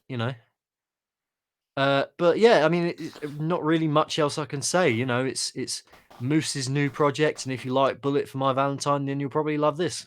Absolutely, yeah. So my choice for you, Mr. Benjamin, is Greg Puciato, who was the frontman of Dillinger Escape Plan, who are no longer with us, of course, but he's now moved on to both a solo career and he has resurrected the supergroup Killer Be Killed, which I'm very, very excited about because I really enjoyed their first album. Killer Be Killed is a supergroup featuring Troy Sanders from Mastodon, Max Cavalera from Sepultura, and Greg Puciato from Dillinger Escape Plan. And yes, it is as mental as it sounds. Mm-hmm. Although it's unusually, it's metalcore, but it's nothing like your standard kind of Dillinger Escape Plan mental metalcore, where all sorts of time signatures. It's actually fairly melodic and fairly driving 4/4 kind of rock, but I really dig it. But we're not going to focus on that. We're going to focus instead on his latest solo single, which is called A Pair of Questions. Mm-hmm. Now, I'm really looking forward to you hearing this for a number of reasons. Firstly, are you a fan of Dillinger Escape Plan? Kind of, I guess. Like, I have listened to a few of their songs, but I guess the whole mathcore thing, I think it goes a bit over my head, I think, in terms of like how random it can be. It's not my cup of tea either, which is why I was pleasantly surprised by this song. Okay. Which is totally left field of what he usually does. Really? Right? Which is why is one of the reasons why I chose for you to listen to this. If you just put it on just now and listen, then I'll take you through it. Okay. Well, I forgot to put in my earbud today, so I'm gonna have to like put my phone to my ear and just be really tactical with this, or maybe my left ear. Who knows? See how this goes. Right. Maybe I can do so. So we're gonna get some bleed through for this then. Can't wait to be muted. Yeah. No. Okay. Well, if we do get muted for the optimized podcast that we're going to potentially be doing later on, we'll just round off your thoughts comprehensively after listening to this as well. Yeah, sounds good. Okay. Cool. All right. So this is A Pair of Questions by Greg Puciato. Let's take it away. No, that's not working. Try again. Technical issues. Come on. Is one speaker broken or something? Jesus Christ. Have you not got Spotify? I am on Spotify on my phone. Well, can't you bring it up on your computer? It'll bleed through the sound. It'll come out of the sound on here. Yeah, I know it'll come out the sound on there, but on your computer, can't you like listen to it through your earphones? That's what I've been doing. Nah. Ooh. See, it's different, isn't it? It's very kind of synth poppy. Yeah. In a weird way. I mean, it kind of reminds me of a Linkin Park song when they do a lot of their electronic stuff. Absolutely. And I mean, obviously, Greg Puciato's done stuff with the band The Black Queen, which I've never heard. I must confess, I've not heard of their output, but I imagine this is also a continuation of that sort of sound. This is so odd. Like, I'm kind of speechless at this. I don't know what I can make of it. What is going on? Where is my life? What is my life? How is my life? Why is my life? It's not something you'd expect from Greg Puciato, from the ex-frontman of the Dillinger Escape Plan, is it? It's actually quite nice to listen to, as opposed to a lot of... I can imagine me meditate. This is another song I'm going to meditate to. Amongst Teenage Wrist's song that you showed me in the first podcast. I feel like we've found the correct kind of divide between both of our songs. Is that you pick the heavy metal stuff, and I'll pick the nice cozy alt rock leaning stuff. You know. Well, we'll see. We'll see if that changes. But it kind of has a sort of Nine Inch Nails kind of vibe as well. Yeah, I can hear that. Definitely. Also, I like showing my phone like this because it's got a bunch of penguins on it. Nice. Love it. Or what's that name of that artist from the 80s? It's like do do do do do do do do do do run away, run away, run away, run away. Oh, I don't know. It's like Never Mind the Buzzcocks, this, isn't it? Yeah. Hang on, run. Oh, I can't imagine them trying to mime this on Never Mind the Buzzcocks. It's just like boom, boom, boom, boom, boom. It's funny. Boom. It's funny. One of the Google suggestions that's just come up as I put in "Runaway, Runaway" is 80s song. Is it Bronski Beat? Possibly. Or the Communards? One of those. Small Town Boy. Yes, one of those. Well, I mean, it's funny because that's also a kind of synth pop group, and this. I feel like he's taking a lot of his. It's like the latest Smashing Pumpkins single. I don't know if you've listened to that either. No. But they're taking a lot of their cues from 80s synth pop, even though that's not usually their bag. Fair enough. Who knows? Maybe 80s synth pop sounds are making a comeback. You know, right up me street, man. But I also feel like there's a lot of more of ethereal kind of stuff going on in there. Yeah. Sorry, I'm too busy. He's too trying busy to go to sleep. out, ladies and gentlemen. Too busy sleeping right now. He's actually falling asleep. Yeah. Yeah, it's a bit of a step away from Killer Be Killed as well, isn't it? Oh no, I think there's some similarities. I feel like if this guy wanted to, Greg Puciato, he's got a real Mike Patton vibe about him, you know. Well, you can just do everything with his voice, can't he? The same way as Mike Patton or maybe a Devin Townsend of just putting out whatever the hell style of music he likes. I like the little slight solos here and there as well. Yeah, there's a bit of, I don't even want to say Santana, but there's kind of weird sort of Americana guitar licks featured in there as well. Yeah. All right. I think it's fading out now, so I think that's the end of the song, is it? Yeah, okay, it's the end. But yeah, cool. That is Greg Puciato with... Oh, hang on. A pair of questions. That's the one. What's it called? A pair of questions. Why is it called that? Well, there's your pair. Ah, lovely. Okay, well, to be honest, like you said, it is a very different sort of atmosphere, but one that I can imagine myself meditating to.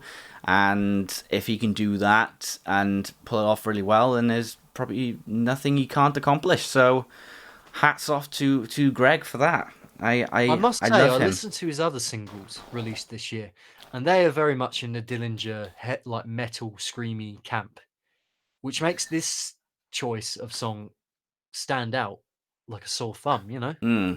Definitely. But yeah, all the merrier to that. So there we go. That was our listen to this segment. I think we probably should wrap it up soon because we're coming up to nearly 2 hours and we will. of content, which is quite amazing. But we're going to move on to our traditional last segment of the podcast, which is Would You Rather? Would I rather what? Yeah, would you rather what? I have my list of 100 questions. I'm going to ask KB to pick a random number from 1 to 100, and then we're just going to discuss the would you rather question that ensues. So, KB, can you give me a number between 1 and 100, please? 66. 0800 00 1066. Would you rather spend the next year exempt from all taxes or have a 1-month paid holiday? Oh. Well, I mean, we kind of are on a several month paid holiday anyway. Well, I certainly am, being that I'm on furloughs from April anyway. So I just feel like 1 month isn't gonna. See, I feel like a lot of times. Next year exempt from all taxes, though. That sounds. Let's put it this way. If I go on 1 month paid holiday, no doubt my mum's gonna call me up and say, "Oh, good, you can paint my bench for me then." I'm gonna be like, "Fuck off, mum! I have a paid holiday for a reason. Leave me alone during this month. No dishes, no cleaning bedrooms or whatever. I'm done with that shit." No, but in all seriousness, I feel like there would be distractions here and there. But going tax-free for an entire year, that's got to be a few thousand, like 3,000 or 4,000, if you're within the 20k wage gap, wage bracket, I should say. So that kind of money, what can you get with that? Well, dogs are pretty expensive these days. I also found the price of Marley, by the way. My mum paid $2,000 for him. I was like, what? Oh, wow. Really? He's not actually, a correction from last time. He's not a Labrador. He's not a golden doodle. He's a Carvadoodle. You know, King Charles Cavalier mixed with a poodle. So he's a bit... Carvadoodle. Yeah. Nice. And I saw him on Monday, and he's not as wild as you'd expect him to be, but he still likes to play, and bloody hell, he likes to bite. He likes to nibble, and if there's anything I hate worse than licking, it's biting dogs. Can't stand them. Fair dude. Well, yeah, I don't know. I think I'd rather spend next year exempt from all taxes. So because let's face it, I'm on a multiple month paid vacation at the moment, being on furlough. Yeah. So if you didn't have furlough, what would you choose? Next year exempt from all taxes. I mean, the phrasing in this question is important because if I'm exempt from all taxes next year, am I not allowed to take any holiday? Well, No. I don't think it implies that. No, I think it just means you don't get 1 month paid holiday. 1 month paid vacation. I mean, I guess if you could choose, like, if it's a 1 month paid vacation, if you go on, if they send you to America or something, like have an American road trip or go to Japan or something, and you have 1 month paid time in Japan. Not just that though, but it said exempt from all tax, so that doesn't just include income tax. That can be sugar tax, any tax on alcohol, anything. Oh, that's a very good point. Yeah, like so no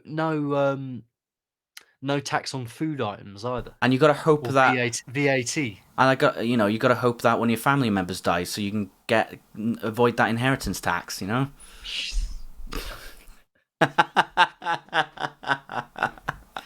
Wow. Okay, I'd rather spend next year exempt from tax. Moving on. Lovely. Right, pick another number then. All right, 99. Oh, 99. Okay. Would you rather? Oh, this might be a bit too close to the nose. Would you rather spend a year as a cop or a teacher in an inner city neighborhood? depends what it depends what I'm teaching and where I'm teaching. Like, am I teaching year sevens, year sixes, primary school, secondary school? I think I would probably prefer to teach like older people, like year 11s, college, or something like that. So I would eliminate it to just that. As for being a cop, actually no, I don't really want to be the confrontational type, so I pick teacher. I'm absolutely with you. I think that's an easy decision for me. Mm. I think if you're a teacher, you know, you don't have to be. You can be a great teacher, and you can be loved by your students. You know, and you're seen out and about, and there's no castigation of your type of work. Hmm. Whereas if you're a cop, like you say, you got to be confrontational. You got to arrest people you might not want to arrest. You've got to break up domestic disturbances. It's a hard life. It really is. It seems. Definitely. Yeah. And you've also obviously got to face the prospect of you know how people view cops in COVID world. Yeah. Like, just the ACAB th- Hmm. extension people put on their Twitter name now. All that stuff. You don't see a cat No. unless you're out and about and you see an actual cat. Yeah. I just. No, come on. You got to give me that. That is one of the best puns I've ever come up with. Okay. If that is one of your best puns, then I worry about you. Oh dear. No, but that's definitely an easy answer for me. Teacher, you can be like a cool teacher. You could be like, I had one of my teachers in high school. I brought my guitar in for practice, and he just goes, "Oh, can I have a go?"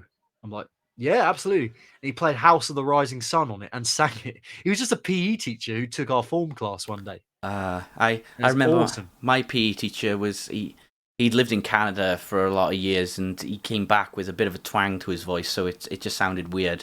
But he would not understand rugby very well, so whenever we were doing rugby training and there was a maul, Oh, that's blasphemy in Wales, isn't it? What? Not knowing rugby.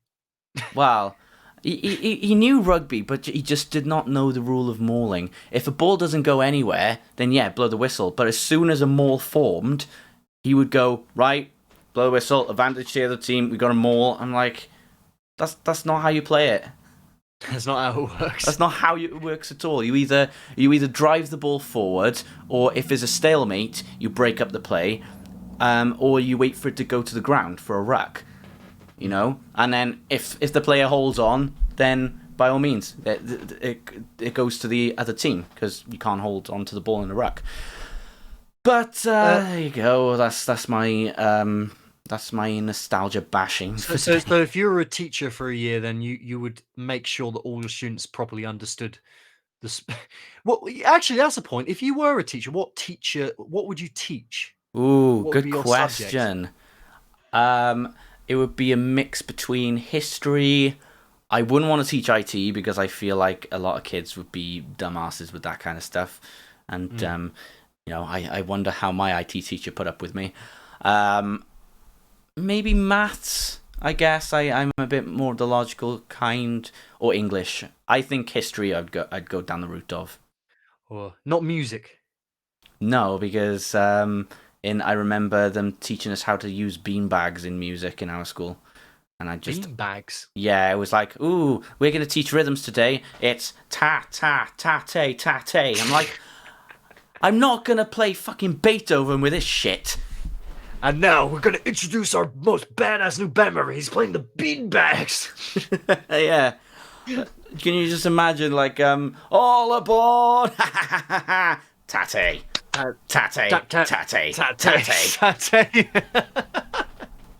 Playing the beanbags, excellent. Yeah. Or the recorder. I always regret not pursuing music earlier in school.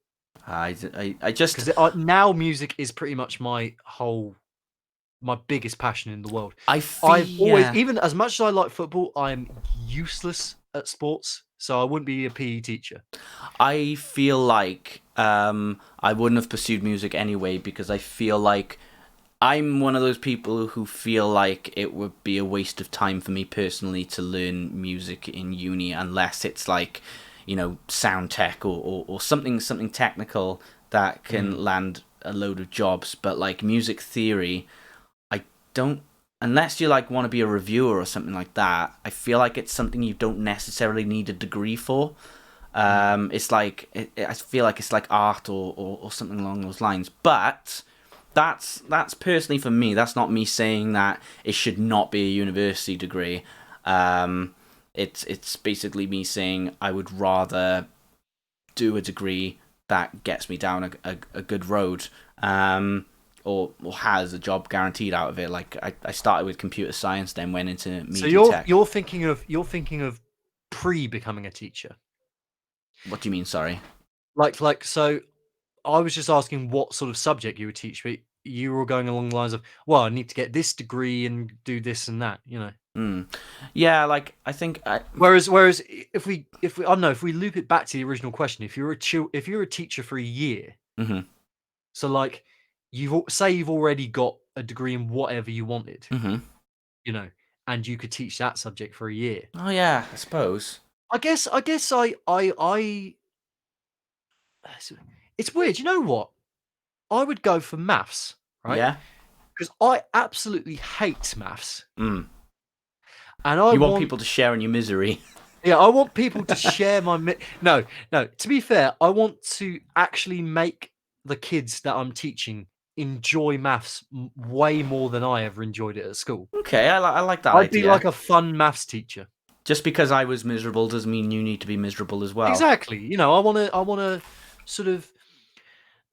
I don't want to be as harsh as some of the maths teachers that I've had. Well, the best story I ever had from maths class, to be fair, we are going to wrap this up soon, so I'm not going to take too long. But none of us did our homework at one point, and most of them didn't know that they actually were issued homework, but I actually did. So I genuinely forgot to do my homework. Okay. And the teacher lined up all the books in like a table on the table in front of him, and was like, "Right, you open up your books to where your latest page. If you haven't done homework, you get detention, right?"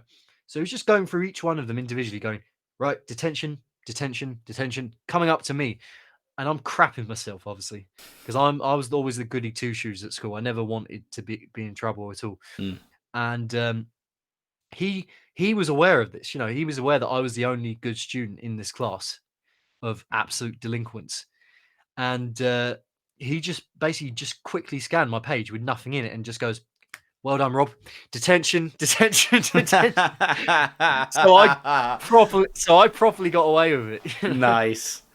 See, when you're a teacher in school, you're allowed to get away with favoritism. It's only in uni where you're not allowed to. And you're certainly not allowed to get away with favoritism if you're a cop. So yeah. So favoritism all the way if you're a teacher. Yeah, I think that's what we've learned from that. You can get away with being favoritism, with having your favorites as a teacher, but not as a cop. Yeah, as for me in school, I think I was just like the average student. Like, generally, I wouldn't get into a lot of trouble. Like, I wasn't one of those kids that would be on report or like be caught fighting or anything like that.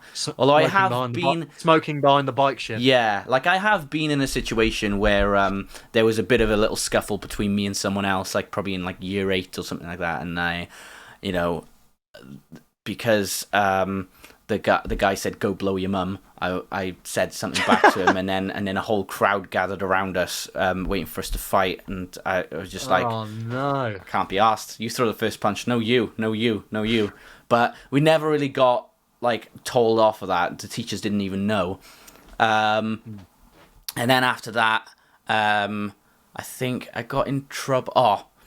I almost got dropped from an IT GCSE course because I sent I did send a hate message to Pruane 2 Forever on YouTube, and the IT system picked it up because I said a naughty word, and then he printed it out, showed it to me, and it was me and a friend that did the same thing. He said, "Oh no, I'm not so concerned about what you said, Kieran, but your friend over there wrote even worse stuff."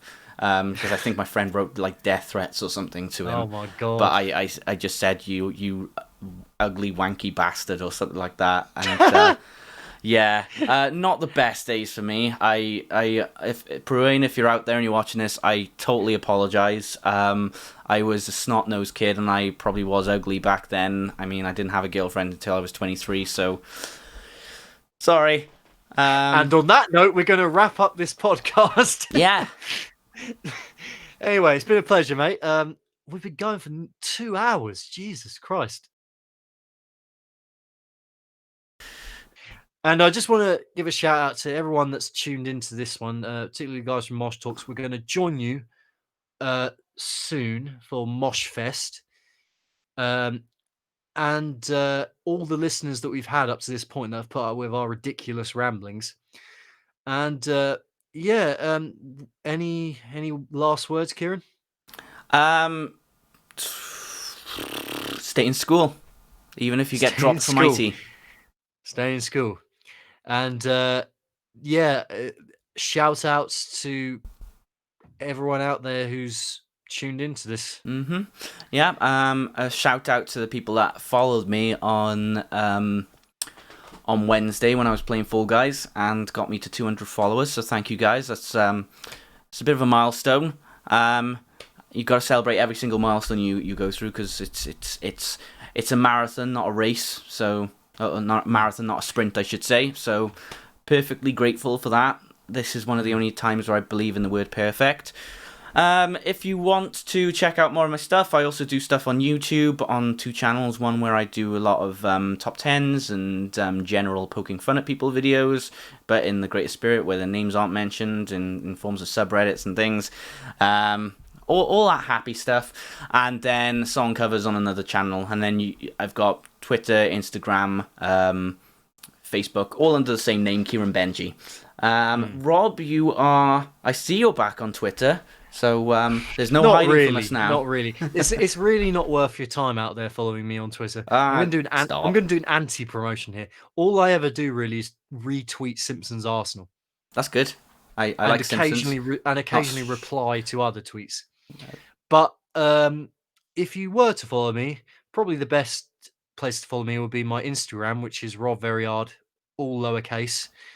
Where I also post mainly guitar covers and things, but also photos and videos from gigs and things once they resume, obviously. Yeah. And my music page, Rob Veryard Music on Facebook, where I post all original material that I've come up with. And shall we raid Mosh Talks now? Because I believe Mosh Fest is going on, and we should drop in and say hi. How do you raid? Oh, I'm trying to work this out. Hang on. How to raid on Twitch? I think you gotta go on the share a chat message that you want to start a raid. Type /raid followed by the name of the channel you want to raid. Oh, okay. Can you do that? So /raid. I think you can do that because it's your channel. You're not a mod on this channel. No. I need to make you a mod. It's all you, mate. So /raid Mosh Talks. So and / before you press enter on this, shall we say your traditional catchphrase? Oh yeah, lights out. There we go. There. Later. Bye. Yeah.